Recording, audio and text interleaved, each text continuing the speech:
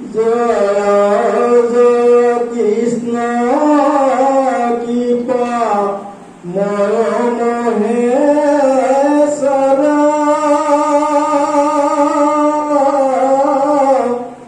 जरा गतिर बहे ब्रह्म हरि हरा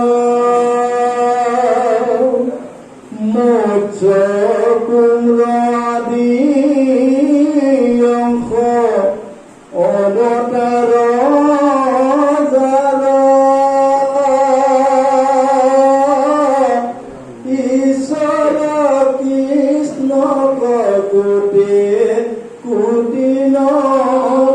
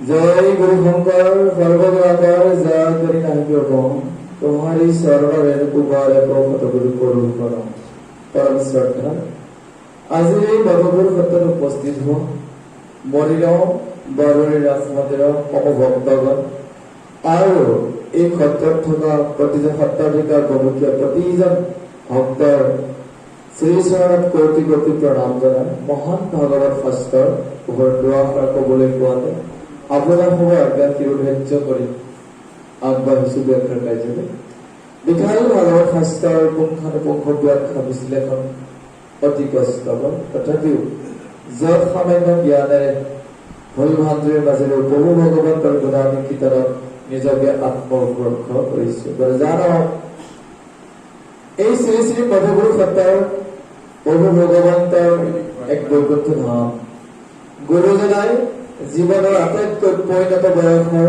মধুৰ সময়ত ইয়াতে তেওঁ অতিবাহিত কৰিছিল আজিও প্ৰভু ভগৱন্তৰ সেই কিংকৰ শ্ৰীমন্ত শংকৰৰ ইয়াত বিৰাজমান তেখেতৰ মহাপুণ্যভূমিত উপস্থিত হৈ নিজকে ধন্য মানিছো সবাৰ শ্ৰীচৰণত তেওঁক এবাৰ পুনৰ মনত পেলাই তেখেতৰ আবিৰ্ভাৱৰ কথাই আমি আগবাঢ়িছো শ্ৰীমদ ভাগৱতত মঙ্গল চৰণলৈ গুৰুজনাই এই ভয়ানকভাৱে আহিব লগা হৈছিল কিয় সেই সম্বন্ধে দিয়া আছে শাস্ত্ৰত মহাপ্ৰভু কৃষ্ণই যেতিয়া দাপৰত আহিছিল তেতিয়া অসম মুলুকৰ এই পূৰ্বাঞ্চলৰ মানুহখিনি সংস্কাৰ কৰিবলৈ তেওঁৰ হাতত সময়ো নাছিল আৰু বিশেষ বিকাশ কৰিবও পৰা নাছিল এই মানুহখিনি অনাৰ্যভাৱে আছিল দেৱী পূজা বলি বিধানৰ লগত ব্যস্ত থাকি সকলোবোৰ মানুহ কেৱল নৰকলৈ গৈ আছে প্ৰভু ভগৱন্তৰ নিজৰে বেয়া লাগি আছে যে দাপৰত মই গলো ভাৰতবৰ্ষলৈ পূৰ্বাঞ্চলৰ মানুহখিনিক মই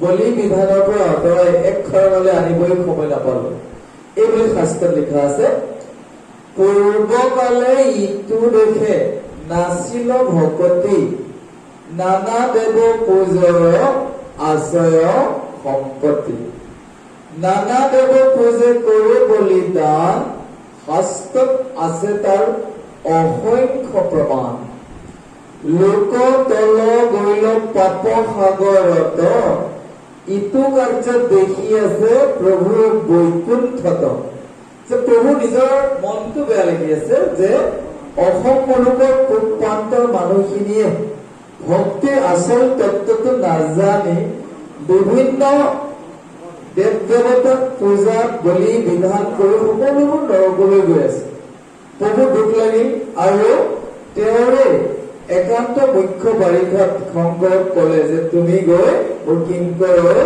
মহাভাগৱত ধৰ্মক প্ৰচাৰ কৰি মানুহবিলাকক উদ্ধাৰ কৰা, নতুবা অসম মুলুকৰ সমস্ত মানুহে নৰকত দৌৰি যাব।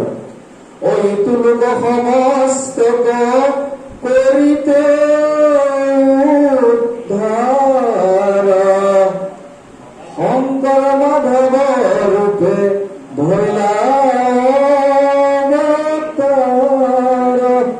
যে অসম মুলুকৰ এই মানুহখিনিৰ প্ৰতি দয়া বৰব হৈ পৰম প্ৰভু কৃষ্ণই শংকৰৰূপে ধৰাধামত উপস্থিত হলহি আৰু তেওঁ মাধৱক কৈছিল, হে মাধৱ, কীৰ্তন দশমাৰ্থ ভাগৱত য'তেই চলিব মই সদায় তাতেই বিৰাজমান। শুনিও মাধৱ মোৰ থাকিবৰ ধাম কীৰ্তন দশম মোৰ মূৰ্তিৰে সমান।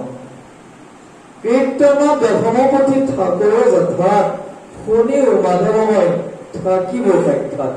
আজি ইয়াতে মহান ভাগৱতৰ চৰ্চা হৈছে।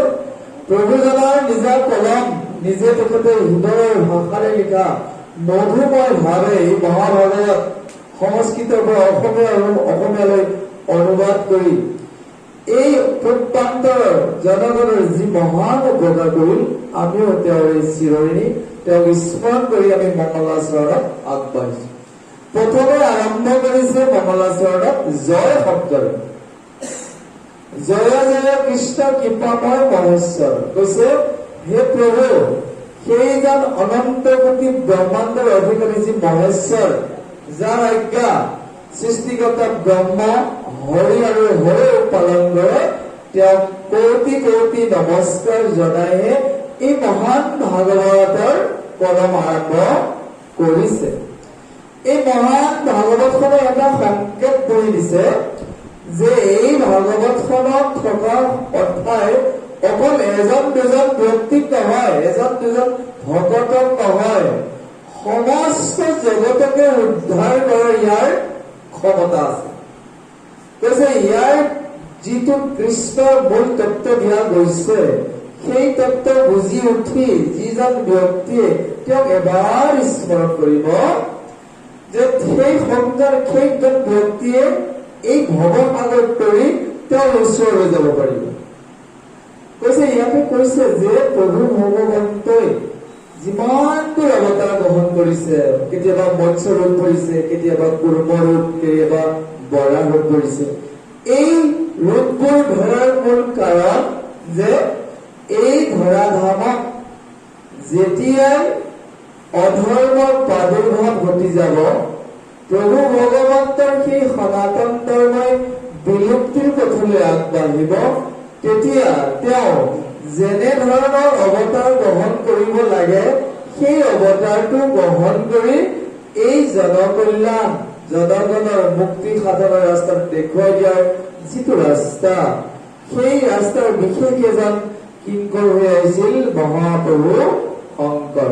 আৰু সমস্ত জগত উদ্ধাৰ কৰিব পৰা এই মহাপ্ৰভু কৃষ্ণক স্মৰণ কৰি গুৰুজনাই আগবাঢ়িছে পদচন্দলৈ, যে এই মহাভাগৱত পৰীক্ষিতে 12 স্কন্ধক কিদৰে শ্ৰৱণ কৰি উদ্ধাৰ পাইছিল, তাকে তেওঁ কোটি কোটি প্ৰণাম কৰি আগবঢ়াব খুজিছে মহাভাগৱতৰ অনুবাদ কাৰ্য।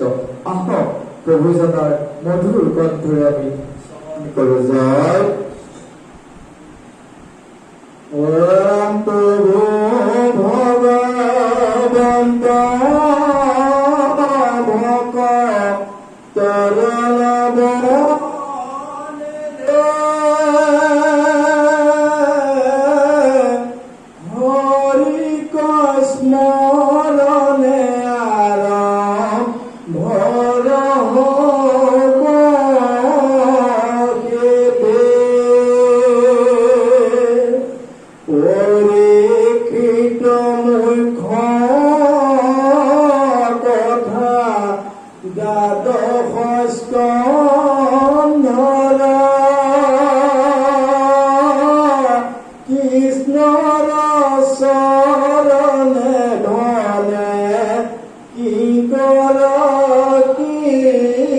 Kৃষ্ণৰ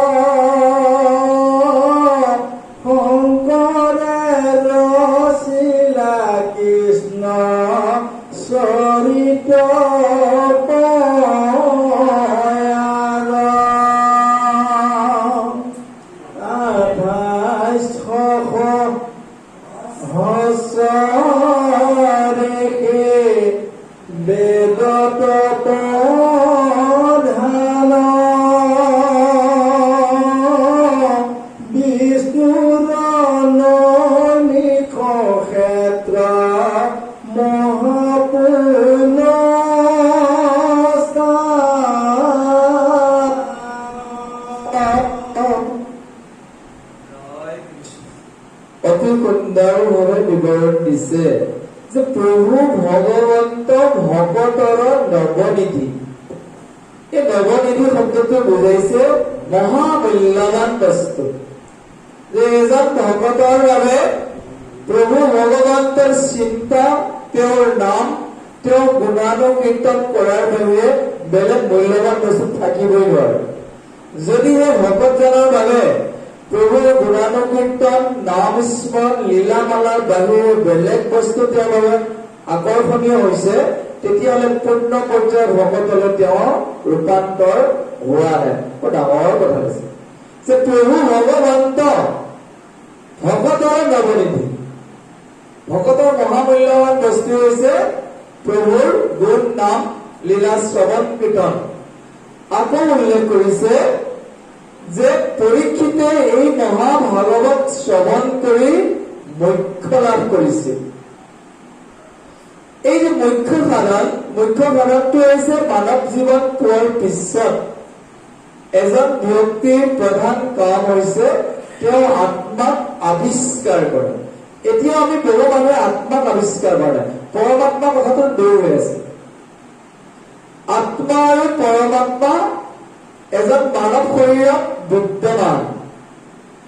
ইয়াতে ব্যক্তিজনে সাধুৰ সংগৰ জৰিয়তে বিভিন্ন ধৰ্মশাস্ত্ৰ অধ্যয়নৰ মাজেৰে গুৰু পৰম্পৰাৰ প্ৰথমে তেওঁ আৱিষ্কাৰ কৰিব লাগিব নিজৰ আত্মাক।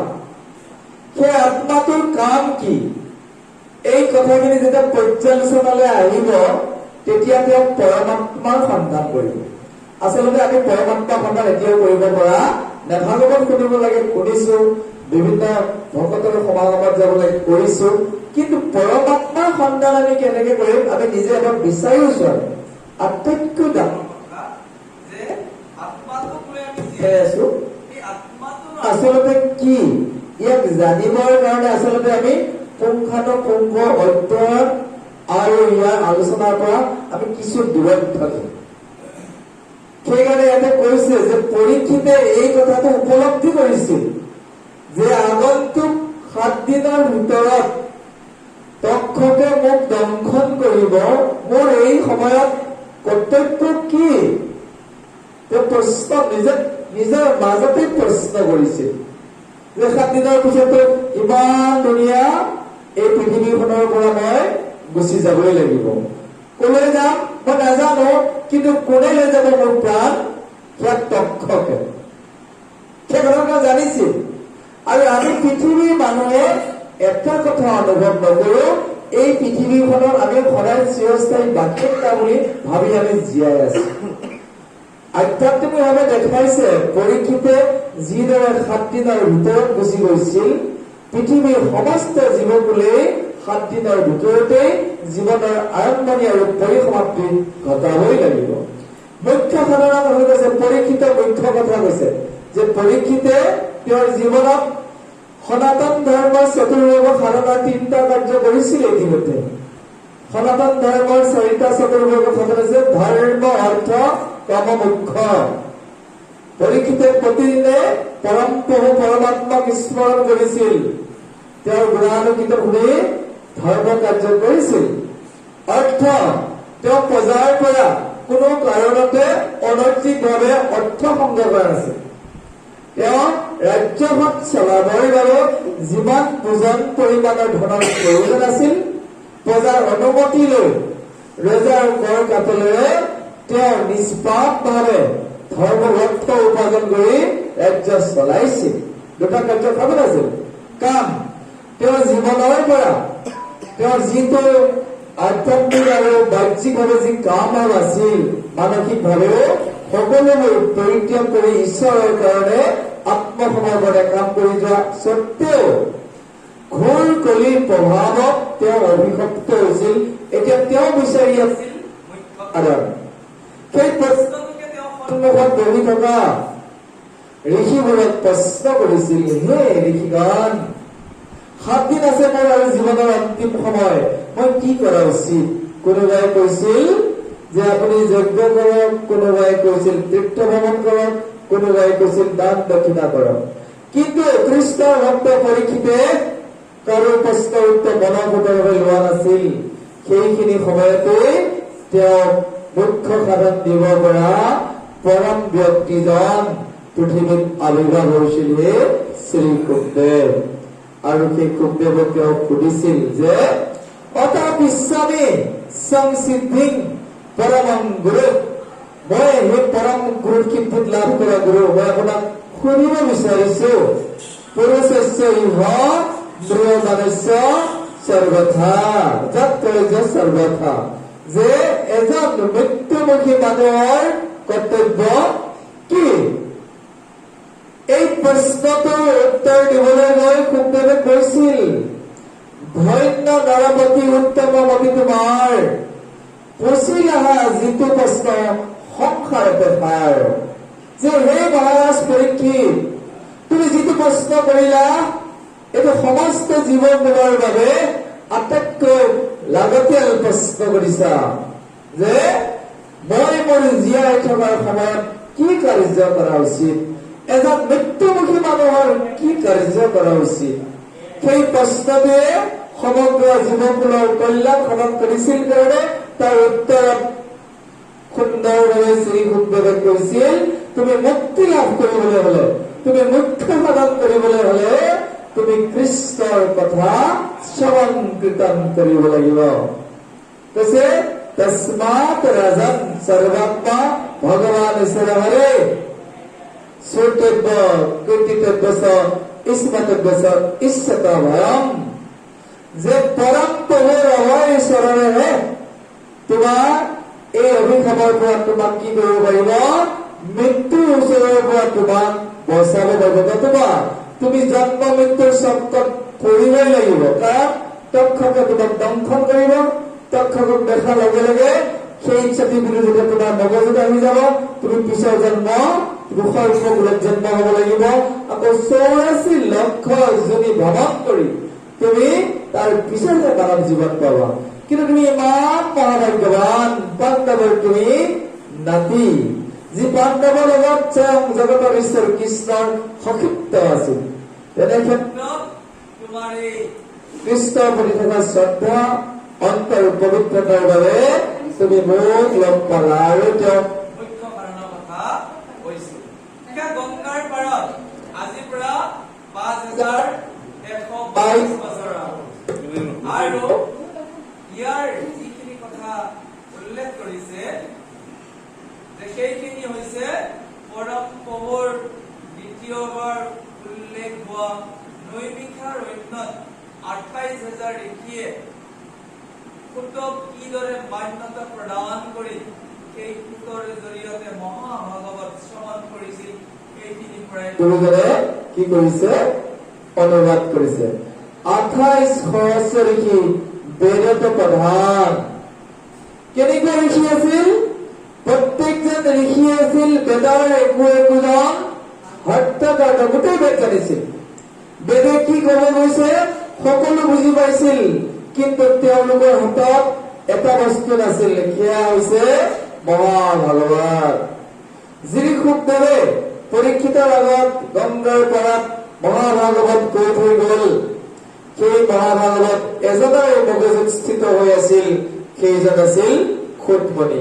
সুতমণিক কিদৰে নৈমিষাৰ অন্যত মান্যতা দি প্ৰভু ভগৱন্তৰ কথাখিনি কোৱাৰ বাবে অনুৰোধ জনাইছিল সৌনকাদি ঋষিগণে, সুন্দৰভাৱে পদচন্দে গুৰু শংকৰে অনুবাদ কৰি গৈছে। আহক প্ৰভুজনৰ পবিত্ৰ স্থান মধুপুৰত আজি তেওঁৰ সেই মধুময় বাক্য পদবোৰ শ্ৰৱণ কৰি আমি আমাৰ জীৱন কৃতাৰ্থ কৰো। জয় কৃষ্ণ।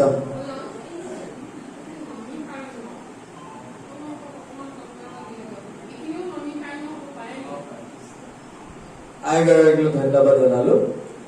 আধ্যাত্মিকভাৱে নৈমিষাৰণ্যলৈ গৈছো, এনে বাহ্যিকভাৱেও নৈমিষাৰণ্য আছে বাৰু, যা নহওক। যি জাগাত ধৰ্মৰ জিজ্ঞাসু ব্যক্তিসকলে প্ৰভু ভগৱন্তক জানিবলৈ ইচ্ছুক হব, সিও এক মহাতীৰ্থ। তোমাৰ চৰণ চিন্তি যথাৰ্থ ভকত থাকৈ সেহি পুণ্য সেহি তীৰ্থস্থান, তোমাৰ অমিত কথা ধাৰাই বহৈ যথা তাকো যিটো জনে কৰে পাণ্ডৰাস্তুতি লিখিছে গুৰুজনে বেদস্তুতিত 3টা পদ লিখিছে তাৰ ভিতৰত প্ৰথম পদ এইটোকে আছে আপুনি কোৱা প্ৰশ্নটো যে যি জাগাত ভক্তসকলে তেওঁলোকৰ পৰমাৰাধ্য কৃষ্ণৰ কথা শ্ৰৱণ কীৰ্তন কৰিবলৈ তেওঁলোকে শান্তিপূৰ্ণভাৱে উপবেশন কৰি কোনোবা বক্তাৰ জৰিয়তে মহাপ্ৰভুৰ গুণানুকীৰ্তন শুনিবলৈ ইচ্ছুক হ'ব সেই এখন মহাৰণ্য মহানৈমিষাৰণ্য বা মহাতীৰ্থ আজি মধুগুৰু ক্ষেত্ৰতো যি মৰিগাঁও ভক্তবান ৰাইজে আহি মহাভাগৱত শ্ৰৱণ কীৰ্তন কৰিছে আধ্যাত্মিক দিশেৰে নৈমিষাৰণ্য আমি ইয়াতে কি কৰিবলৈ মনৰ সংশয়বোৰ আমি ছেভ কৰিবলৈ আটাইতকৈ ডাঙৰ কথা যদি আমি এতিয়া ভাবি আছো যে এই পৃথিৱীখনক আমি আজীৱন জীয়াই থাকিবলৈ ভুল হ'ব আমি সদায় নিজৰ যে এই দেহটো এৰি যে গুচি যাম আন এটা পৰ্যায়লৈ এইটো সদায় আমাৰ মনৰ মাজত থাকিব লাগিব সেইটোৱে আমাক কি কৰিব ভক্তিৰ দিশত আগুৱাই নিব এই যে সুদীৰ্ঘ মাজে বহি আহিছিলো বাছখনত দেখিছে আমি প্ৰায় মৌনভাৱে আহি আছো গুৰুজনাৰ সুন্দৰ কেইটামান পন্থা দি গৈছে ইয়াত মন কৰিছিলে বাৰু যে যিহেতু গোটেই গাড়ীখন পবিত্ৰতাৰে আহিব লাগিব তাত কেইটামান বিশেষ সূত্ৰ দিয়া আছে গুৰুজনে গোটেইখিনি অধ্যয়ন কৰাৰ পিছত সকলোৱে গম পাই গ'ল কিন্তু সেই পৰ্যায়ত যেতিয়া মগ্ন হৈ থকা যায় এনেকুৱা এটা অখণ্ড আনন্দ আহিব হৃদয়ৰ মাজত বিৰাজ কৰে সেই হৃদয়ৰ মাজত কৰা অখণ্ড আনন্দৰ পৰমাত্মা স্বৰূপটো আমি প্ৰত্যেকেই অনুসন্ধান কৰিব লাগিব কিহৰ মাজেৰে জ্ঞান ভক্তিৰ জৰিয়তে আৰু সেই আত্মাটোৱে এদিন প্ৰভু ভগৱন্তৰ ওচৰলৈ গতি কৰিব এইটোৱে জীৱনৰ আটাইতকৈ ডাঙৰ কথা আৰু সেইটো আপুনি ইচ্ছা কৰিলে আপুনি জীয়াই থকা সময়তো প্ৰতিদিন আপোনাৰ আত্মাটো পৰমাত্মা বৈকুণ্ঠলৈ অনা নিয়া কৰি থাকিব পাৰে তাৰ কাৰণে আপোনাৰ দেহ মনৰ পবিত্ৰতা আৰু আত্মাটোক আপুনি ভালদৰে জানি ল'ব লাগিব এইটো মোৰ ফৰ্মুলা এজন যোগীয়ে কি কৰে একে জেগাতে বহি থাকে চাব পাৰে আপোনালোকে গোটেই যদি সনাতন ধৰ্মৰ গ্ৰন্থবোৰ অধ্যয়ন কৰে যোগীজনে একে জেগাত বহি থাকি বিশ্ব ব্ৰহ্মাণ্ড ভ্ৰমণ কৰিব পাৰে এইটো জানিবলগীয়া কথা তেওঁ কি পৰ্যায়ত একে জেগাত বহিয়ে বিশ্ব ব্ৰহ্মাণ্ড ভ্ৰমণ কৰিব পাৰে সেইটো আপুনি ময়ো জানি ল'ব পাৰো সেইখিনি যদি আপুনি জ্ঞান আহৰণ কৰি ল'ব পাৰে তেতিয়া আপুনি প্ৰত্যেক দিনে প্ৰভু ভগৱন্তৰ লগত যোগসূত্ৰ ৰাখিব পাৰিব এইটো আটাইতকৈ ডাঙৰ কথা ভগৱন্তৰ লগত যেতিয়া আপোনাৰ এজন ভক্তৰ যোগসূত্ৰ হৈ যাব তেতিয়া মানুহজনৰ জীৱন ধাৰণ জীয়াই থকাৰ আনন্দ জন্ম আৰু মৃত্যুৰ মাজত কোনো পাৰ্থক্য নাথাকে কাৰণে কৈছে দুৰ্লভ মনুষ্য জন্ম যে দুৰ্লভ মনুষ্য জন্ম পালেও যিজন ব্যক্তিয়ে প্ৰভু ভগৱন্তৰ শ্ৰৱণ কীৰ্তনত গুৰুত্ব নিদিলে সেইজনৰ জীৱন কি বুলি কৈছে তৰু তৃণৰ দৰে দুৰ্লভ মনুষ্য জন্ম ভাৰততে পালেও তোমাক নেখেবি প্ৰভু বৃথা জনম বইলে নিচিন্তিলো একবাৰ তোমাৰ চৰণ তৰু বন যিয়ে যেন আমাৰ জীৱন এই যে প্ৰভুৰ চৰণ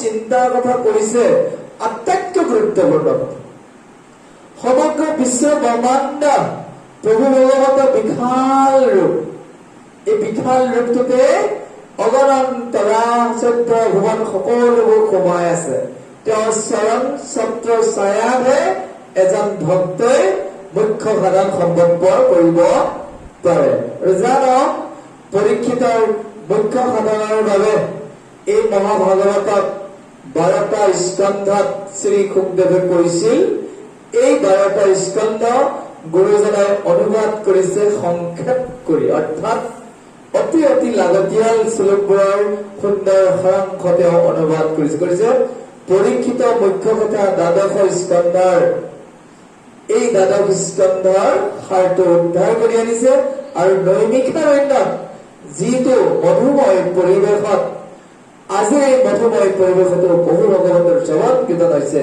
ঠিক সেইদৰে সেই নৈমিষাৰণ্যতো গুৰুজনাই যোৱাৰ প্ৰভু ভগৱতে বৈকুণ্ঠ বৰণ কৰাৰ হাজাৰ বছৰৰ পিছত মহাভাগৱতৰ আয়োজন চলিছিল ঋষি সমাজৰ মাজত। আহক আমি পুনৰ পদবন্ধে আগুৱাইছো। জয় কৃষ্ণ।